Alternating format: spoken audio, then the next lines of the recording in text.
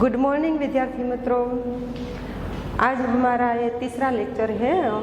पहले मैंने आपको संज्ञा पढ़ाई और उसके बाद सर्वनाम हमने सीखे। व्याकरण का ये सर्वनाम नाम का तीसरा टॉपिक है।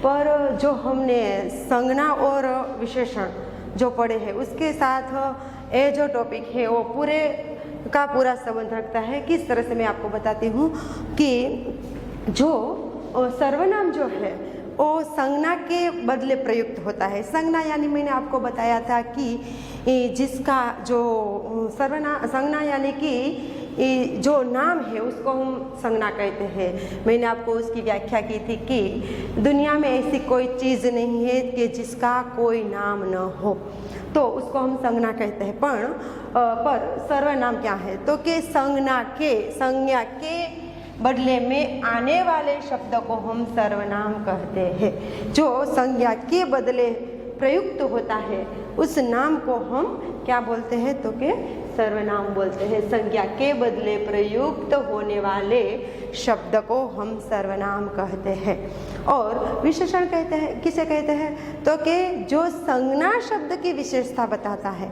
उसको हम विशेषण कहते हैं। तो दो प्रकरण जो है 8वीं कक्षा के संज्ञा और विशेषण हमने देख लिए। उसके बाद का ये टॉपिक तीसरा टॉपिक है सर्वनाम। उसके बारे में आज हम डीप में समझेंगे। व्याकरण एक ऐसी चीज़ है जिसको हम रट नहीं सकते, जिसको हम सिर्फ समझ सकते हैं। समझने से व्याकरण हमारी बोलचाल में, हमारी भाषा में, हम जब किसी के साथ बात करते हैं तो हमारी बात करने की जो पद्धति है उसमें जो व्याकरण की जो स्पष्टता है वो बात करने से व्याकरण की जो स्पष्टता है वो हो जाती है। मैं आपको एक कहानी सुनाती हूँ सर्वनाम के रिलेटेड। वो कहानी है कि किस तरह से हम बात में सर्वनाम का प्रयोग करते हैं और बार बार किसी संज्ञा का प्रयोग करने से वो बात किस तरह से हम दूसरे के सामने पेश कर सकते हैं और वो समझने वाला हमको किस तरह से व्याकरण के तौर पर बुद्धू समझता है। क्योंकि कोई नाम जो है वो बार बार हम रटते रहते हैं तो सामने वालों को ऐसा लगता है कि क्या इसको पता नहीं है कि यही नाम हमें एक बार कह दे या 100 बार कह दे, हम समझ जाते हैं। तो एक छोटी सी कहानी मैं आपको सुनाती हूँ कि एक रामू था। रामू एक दिन जंगल में गया। रामू जंगल में भेड़ बकरियों को चराने के लिए गया। रामू ने वहाँ जाकर खाना खाया। रामू ने वहाँ जाकर और अपनी भेड़ बकरियों को पानी पिलाया। तो यहाँ मैंने इस कहानी में बार बार एक संज्ञा का प्रयोग किया है। वो संज्ञा है व्यक्तिवाचक, संज्ञा है रामू। और अब दूसरी कहानी मैं आपको सुनाती हूँ। रामू एक बार जंगल में गया। वहाँ जाकर वो अपनी भेड़ बकरियों को खाना खिलाने लगा। वहाँ जाकर वो सो गया। वहाँ जाकर उसने खाना खाया। वहाँ जाकर वो वापस घर आ गया। तो वहाँ वो शब्द जो है वो सर्वनाम शब्द है। तो बार बार हम रामू का प्रयोग नहीं करेंगे, पर ये, वे, वह, मैं, तुम, कौन, जो इस नाम के बदले आने वाला शब्द जो है उसको हम क्या कहते हैं तो कि सर्वनाम कहते हैं। वाक्य में जो शब्द संज्ञा के स्थान पर उसके बदले आता है उसको हम क्या कहते हैं तो कि सर्वनाम कहते हैं।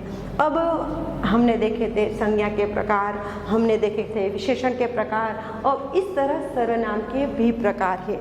तो सर्वनाम के कितने प्रकार है? 6 प्रकार है। सर्वनाम के कितने प्रकार है? 6 प्रकार है। पहला प्रकार है पुरुषवाचक सर्वनाम। पहला प्रकार है पुरुषवाचक सर्वनाम। और दूसरा प्रकार है निजवाचक सर्वनाम। तीसरा है निश्चयवाचक सर्वनाम।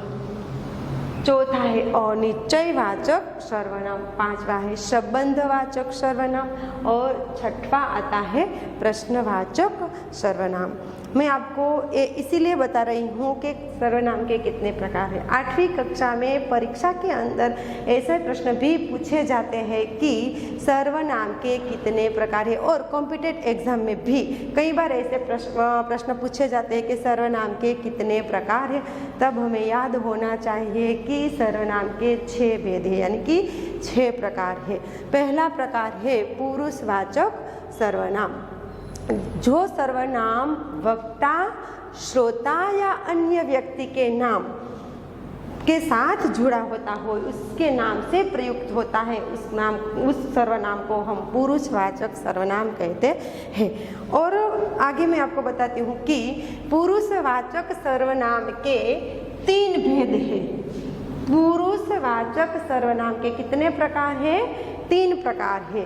क्योंकि 3 प्रकार इसीलिए है, एक उत्तम पुरुष, दूसरा मध्यम पुरुष और तीसरा अन्य पुरुष। उत्तम पुरुष से हमें क्या समझना है? पहला जो है उत्तम पुरुष, दूसरा जो है मध्यम पुरुष और तीसरा है अन्य पुरुष। पुरुषवाचक सर्वनाम के और 3 भेद हैं, उत्तम पुरुष, मध्यम पुरुष और अन्य पुरुष। तो उत्तम पुरुष से हमें क्या समझना है? उत्तम पुरुष में हम एक वचन में देखें तो मैं, मैंने, मुझे, बहुवचन में देखें तो हम, हमने, हमें। किस तरह से? उत्तम पुरुष, तो उत्तम पुरुष यानी मैं खुद। तो मैं कहूँगी मैंने आज एक नई कविता लिखी, तो मैं उत्तम पुरुष, मैं दूसरों को कह रही हूँ कि मैंने आज एक नई कविता लिखी। तो मैंने माँ के लिए आज खाना पकाया, मैंने माँ के लिए आज खाना पकाया, मुझे ज़्यादा बुखार है। तो जब हम वाक्य में प्रयोग करेंगे उत्तम पुरुष के तौर पर पुरुषवाचक सर्वनाम, मैं यानी विलास, मैं नाम नहीं लेती हूँ, संज्ञा नहीं है, कोई संज्ञा का मैं यहाँ प्रयोग नहीं कर रही हूँ, सर्वनाम का प्रयोग कर रही हूँ। तो सर्वनाम क्या होता है यहाँ पे उत्तम पुरुष में? मैंने आज मैंने माँ के लिए खाना बनाया, मैं एक कविता की रचना कर रही हूँ। मैंने बार बार आपको यह कहा कि उत्तम पुरुष यानी हम खुद, मध्यम पुरुष यानी हम जिसके लिए बात कर रहे हैं। तू, तूने, तुमने। जैसे कि मेरे सामने कोई है तो मैं कह तू क्यों लेट आया, तूने क्लास में होमवर्क क्यों नहीं दिखाया, तुम लोग बहुवचन हो जाएगा। तुम आज ही यहाँ आकर बैठ गए हो, तुमने हमारे लिए क्या किया। अब सब जो है वो मध्यम पुरुष यानी कि हमारे दूसरे के लिए, हम मध्यम पुरुष यानी दूसरे के लिए हम कहते हैं, सामने हमारे लिए नहीं, दूसरों के लिए, यानी इसको हम मध्यम पुरुष कहते हैं। और इसके बाद आता है अन्य पुरुष, इससे, उससे। जैसे कि हम 2 बात कर रहे हैं तो हम कोई अन्य के बारे में बोल रहे हैं, कोई अन्य जो है उसके बारे में हम कह रहे हैं, तो हम कहेंगे इससे पता ही नहीं चला कि कब यहाँ से लोग आकर चले गए। तो इससे, उससे कुछ बात समझ में ही नहीं है, कोई बात समझ में ही नहीं आती। उसे, इससे बात करना बेकार है। तो इससे बात करना यानी उसके सामने वो नहीं है, अन्य, कोई अन्य के बारे में हम कह रहे हैं तो इससे बात करना बेकार है। उससे कोई काम की अपेक्षा नहीं की जाती, तो उससे। उसका बहुवचन होता है इन है, उन है, इनसे, उनसे। पुरुषवाचक सर्वनाम, इसमें कारक लगाकर हम ने, से, के, को, मुझको, हमको, हमसे कारक या विभक्ति का प्रयोग करके भी हम पुरुषवाचक सर्वनाम को समझ सकते हैं। आपको 8वीं कक्षा में कारक या विभक्ति का प्रयोग करके समझने की जरूरत नहीं, पर मैं आपको इस सिर्फ बता रही हूँ जब हम किसी से बात करते हैं तो हम किस तरह से विभक्तियों का प्रयोग करते हैं। जैसे कि मुझे तो मुझको, मुझसे, हमको, हमसे, मैंने, तो वो कारक और विभक्तियों की बात भी यहाँ होती है। तो पुरुषवाचक सर्वनाम जिसके मैंने 3 भेद बताए, उत्तम पुरुष, मध्यम पुरुष, अन्य पुरुष। उत्तम पुरुष यानी मैं, मध्यम पुरुष यानी तू, तूने और अन्य पुरुष यानी इसे, उसे। उसके बाद आता है निजवाचक सर्वनाम, उसके बाद आता है निजवाचक सर्वनाम। निजवाचक सर्वनाम के अंदर जिस सर्वनाम से वक्ता के पास अथवा दूर की वस्तु का बोध होता है। जिस सर्वनाम से वक्ता, वक्ता यानी मैं खुद, वक्ता के पास अथवा दूर की वस्तु का बोध होता है। जिस तरह से यहाँ मैंने बताया है कि दरवाजा आप ही खुल गया, निजवाचक दरवाजा आप ही, यहाँ आप ही शब्द जो है आप ही खुल गया, तो आप ही वो क्या है तो कि सर्वनाम है। कौन सा सर्वनाम? निजवाचक सर्वनाम। किस तरह से? तो कि दरवाजा का जो संबंध है वक्ता के पास अथवा दूर की वस्तु का जहाँ बोध होता है, सर्वनाम से कर्ता के निजत्व का, सर्वनाम से कर्ता के निजत्व प्रकट होता है, कर्ता के निजत्व प्रकट होता है। कर्ता यानी जो चीज है उसका उस निजत्व का प्रकट होता है, उसको हम निजवाचक सर्वनाम कहते हैं। दरवाजा आप ही खुल गया, दरवाजा खुद करता है, क्या है? दरवाजा करता है, आप ही खुल गया, उसके निजत्व का बोध होता है कि आप ही खुल गया। मानव स्वयं, यहाँ स्वयं शब्द जो है, मानव स्वयं दुखी है, यहाँ मानव क्या है? कर्ता है। यहाँ वापस में दोहराते, जिस सर्वनाम से कर्ता के निजत्व प्रकट होता है उसको हम निजवाचक सर्वनाम कहते हैं। मानव स्वयं दुखी है, तो दुख जो है वो जो मानव का दुख है, यहाँ स्वयं से, स्वयं यानी अपना निजत्व का, स्वयं का, मानव स्वयं दुखी है, उसके दुख के बारे में, मानव के दुख के बारे में स्वयं शब्द से हमें पता चलता है, हम तुरंत ही समझ जाएंगे। यहाँ मानव के साथ जो निजत्व जुड़ा है वो दुख का निजत्व जुड़ा है। यहाँ दरवाजा के साथ जो निजत्व जुड़ा है वो कौन सा है? खुल गया, यानी कि दरवाजा आप ही खुल गया, अपने आप ही खुल गया। मानव स्वयं दुखी है, तो वो जो बात है निजवाचक सर्वनाम के अंदर हम तुरंत ही समझ जाएंगे। हम स्वयं कुछ नहीं कर सकते, तो इस तरह से उसके बाद आता है, निज के बाद आता है निश्चयवाचक सर्वनाम, जो तीसरा है निश्चयवाचक सर्वनाम। जिस सर्वनाम से वक्ता के पास निश्चयवाचक सर्वनाम यानी वक्ता के, जिस सर्वनाम से वक्ता के पास अथवा दूर की वस्तु का, पास अथवा दूर की वस्तु का हमें बोध होता है, तुरंत हमें पता चल जाता है कि यह निश्चय, जिस तरह से यह मेरी पुस्तक है, यानी कि मैं बोलूँगी कि यह मेरी पुस्तक है, यहाँ मेरी पुस्तक है, यह शब्द जो है सर्वनाम है, ये शब्द जो है सर्वनाम है, वह शब्द जो है वो सर्वनाम है, वे शब्द जो है वो सर्वनाम है। यहाँ क्या होगा कि एक बात समझने योग्य है, यहाँ निश्चयवाचक सर्वनाम जो है उसके अंदर यह मेरी, यह यानी कि सर्वनाम के तुरंत संज्ञा नहीं आती है। सर्वनाम शब्द के बाद तुरंत ही संज्ञा का बोध हमें नहीं होता है, पर यह मेरी पुस्तक है, ये मेरी पुस्तकें बहुवचन, ये मेरी पुस्तकें है बहुवचन में है, वह मेरी पेन है, वे मेरी पेनें हैं, तो ये बहुवचन में है। यहाँ हमें एक जो बात, दूसरी बात जो है वो विशेषण भी दिखाई देता है कि जो यहाँ हम मेरी शब्द जो है वो निकाल दें, यह पुस्तकें मेरी है, तो यहाँ विशेषण का भी हमें बोध हो जाता है। तो इसीलिए यहाँ निश्चयवाचक सर्वनाम के अंदर कभी भी ये सर्वनाम के बाद तुरंत संज्ञा नहीं आती है। एक बात हम निश्चयवाचक सर्वनाम को याद रखने के लिए हम ये भी याद कर सकते हैं कि यहाँ सर्वनाम के तुरंत बाद संज्ञा का प्रयोग नहीं किया गया है।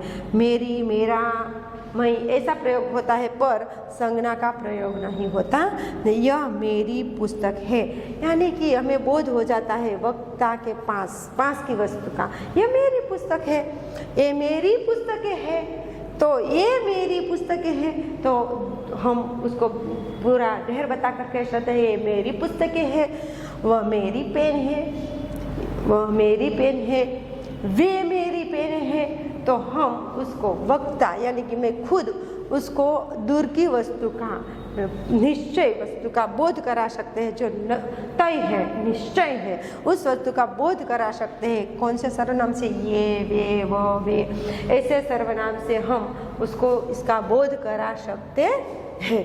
तो सर्वनाम का वो तीसरा प्रकार था। पहला हमने देखा पुरुषवाचक, जिसमें 3 प्रकार आता है, उत्तम पुरुष, मध्यम पुरुष और अन्य पुरुष। हमने ये भी देखा कि उत्तम पुरुष यानी मैं, वक्ता, खुद बोलने वाला, और मध्यम पुरुष यानी सुनने वाला, और अन्य पुरुष यानी दोनों के पास नहीं है कोई, अन्य की बात, दूसरे की बात की गई। उसके बाद हमने दूसरा देखा निजवाचक, जिसमें कर्ता के निजत्व का बोध होता है, जिसमें हमने उदाहरण देखा कि दरवाज़ा अपने आप खुल गया, मानव स्वयं दुखी है तो वो अपने आप खुल गया, स्वयं। वो शब्द जो है वो हमें निजत्व का बोध कराता है। उसके बाद निश्चयवाचक सर्वनाम, जिस सर्वनाम से वक्ता के पास या दूर की वस्तु का हमें बोध होता है, वो हमने देखा, पास या दूर की वस्तु। जब हम बोलते हैं तो हम दूसरों को कहते हैं कि मेरी पेन है, वे पुस्तकें मेरी है, तो ये सब बोलने में व्याकरण का जो वाक्य प्रयोग है, जब बोलते हैं तो उसमें हम स्पष्टता कर देते हैं कि किसकी चीज़ है, कहाँ से आई है, किस तरह से रखी गई है, तो वो चीज़ जो है बोलने में हमें स्पष्ट हो जाती है। बोलने के बाद समझने वाला तुरंत उस वाक्य को समझ जाता है। उसके बाद जो है अनिश्चयवाचक सर्वनाम, जिसे किसी निश्चित वस्तु या व्यक्ति का बोध नहीं होता, जिसे किसी निश्चय वस्तु या व्यक्ति का बोध नहीं होता, उसको हम अनिश्चयवाचक सर्वनाम कहते हैं। जिससे किसी निश्चित वस्तु या व्यक्ति का बोध नहीं होता, अनिश्चित, जहाँ निश्चितता का बोध नहीं होता है, ऐसे सर्वनाम को हम अनिश्चयवाचक सर्वनाम कहते हैं। जैसे कि बाहर कोई खड़ा है, बाहर कोई जो है, यहाँ कोई, वो सर्वनाम का रूप है। कोई क्या है? सर्वनाम का रूप है। जैसे कि कुछ पैसे दे दो, कुछ, यहाँ कुछ क्या है? सर्वनाम का रूप है।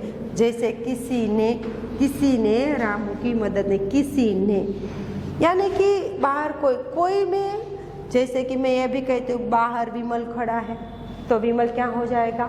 संज्ञा हो जाएगी, तो हमें पता चल जाएगा कि बाहर विमल ही खड़ा है। पर यहाँ बाहर कोई खड़ा है, तो कोई अनिश्चितता का बोध कराता है, हमें पता नहीं है कौन खड़ा है, बाहर कोई खड़ा है, तो बाहर कोई खड़ा है, वो अनिश्चितता का जब हमें बोध होता है, तब हम यहाँ कहते हैं कि कोई शब्द क्या है? अनिश्चयवाचक सर्वनाम। यहाँ कोई नाम भी हो सकता है तो वो संज्ञा हो जाएगी, पर संज्ञा के बदले प्रयुक्त होने वाले शब्द को हम सर्वनाम कहते हैं। क्या कहते हैं? संज्ञा के बदले में प्रयुक्त होने वाले शब्द को हम सर्वनाम कहते हैं। जैसे कि माँ के थैले में कुछ, माँ ने थैले में कुछ रखा है, तो माँ ने थैले में कुछ रखा है, कुछ खबर पता नहीं, कुछ जो है वो हमें पता नहीं है, सर्वनाम है। पर हम कहेंगे कि माँ ने थैले में 5 केले रखे हैं, तो जो केले है वो स्पष्टता हो जाती है, संज्ञा, केला एक संज्ञा हो जाता है। तो कुछ पैसे दे दो, कितने नहीं, हम कहेंगे कि 5 रुपये दे दो, 5 पैसे दे दो, तो 5 संज्ञा हो जाएगी, संख्या वाचक। हमने देखा था कि निश्चित संख्यावाचक। तो कुछ पैसे दे दो, तो कुछ ऐसी संज्ञा है, सर्वनाम है जो यहाँ संज्ञा के बदले में प्रयुक्त हुआ है। और किसी ने रामू की मदद नहीं की, किसी ने, यानी कि रामू संज्ञा है पर रामू को मदद करने वाला कोई है। यानी कि हम यहाँ ये भी कहते हैं कि मोहन ने रामू की मदद नहीं की, मोहन ने रामू की मदद नहीं की। तो यहाँ मोहन की जगह हम किस सर्वनाम का प्रयोग करते हैं? किसी ने सर्वनाम का प्रयोग करते हैं। किसी ने रामू की मदद नहीं की। तो यहाँ हमने देखा अनिश्चयवाचक सर्वनाम, जिससे किसी निश्चित वस्तु या व्यक्ति का बोध नहीं होता, उसको हम अनिश्चयवाचक सर्वनाम कहते हैं। उसके बाद आता है संबंधवाचक सर्वनाम, किसी दूसरे वाक्य से संबंध रखता है, जिसमें 2 संयुक्त वाक्य होते हैं।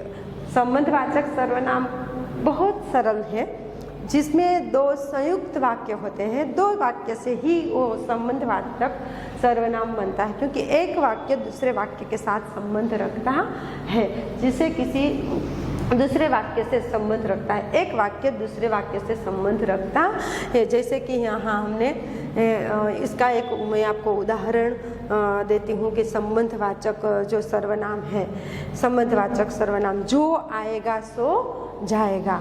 जो और सो, यहाँ जो और सो, जो आएगा सो जाएगा, यानी कि हम यहाँ आए हैं तो हम एक दिन चले भी जाएंगे, यानी कि आने का संबंध जाने से है। यानी कि जो और सो दो सर्वनाम है, वो सर्वनाम संज्ञा के बदले प्रयोग होता है।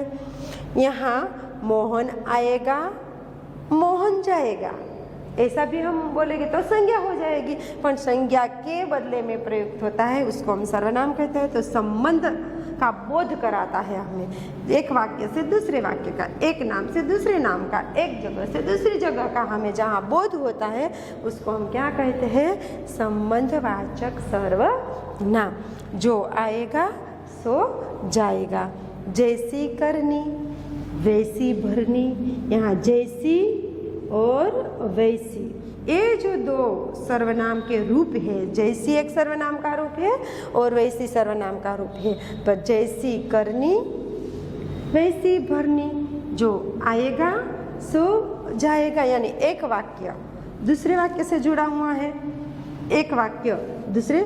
जैसी करनी वैसी भरनी, हम कई बार बोलते हैं कि जैसी करनी वैसी भरनी, तो जैसी और वैसी वो संज्ञा के बदले संबंध प्रस्थापित करने वाले सर्वनाम जो है वो है, इसीलिए हम उसको संबंधवाचक सर्वनाम कहते हैं। जैसी करनी वैसी भरनी, जो आएगा सो जाएगा, जो करे जो सोएगा वो खोएगा, जो सोएगा वो खोएगा। वो जो पहला हमने बताया पुरुषवाचक, दूसरा था निजवाचक, तीसरा था निश्चयवाचक, चौथा अनिश्चयवाचक और पांचवा था संबंधवाचक सर्वनाम, जिसमें हमने देखा एक वाक्य का दूसरे वाक्य के साथ संबंध है। और इसके बाद छठा है प्रश्नवाचक सर्वनाम। प्रश्नवाचक सर्वनाम में क्या है? तो कि जो सर्वनाम का हम प्रश्न पूछने के लिए प्रयोग करते हैं, किस तरह से हम समझ जाते हैं कि यहाँ प्रश्न का प्रयोग किया गया। जैसे कि मुझे कौन, कौन, यहाँ जो कौन है बुलाता है, तो ये सर्वनाम का रूप है। कौन क्या है? सर्वनाम का रूप है। मुझे कौन बुलाता है, कौन यानी कि संज्ञा नहीं है। जैसे कि हम ये भी कह सकते हैं कि मुझे पारुल में बुलाता है, बुलाती है, तो पारुल शब्द जो है वो संज्ञा हो जाएगी, पर कौन जो है वो संज्ञा का एक रूप है, यानी कि सर्वनाम का एक रूप हो जाएगा।